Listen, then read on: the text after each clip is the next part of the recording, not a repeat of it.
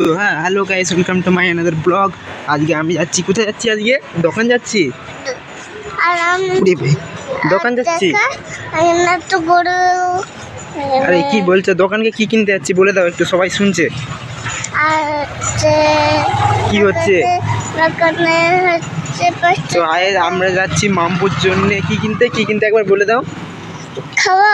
খাবার কি খাবার আনতে যাচ্ছে মামা। মামা কি খাবার আনতে যাচ্ছে? বলে দাও, সবাই শুনছে। দোকানে যাচ্ছে আর খাবার কিনতে যাচ্ছে। হ্যাঁ, বলে দাও। হ্যালো গাইস, তোমরা সব কেমন আছো? ভালো। হ্যাঁ, এই ভিডিওটা ভালো লাগবে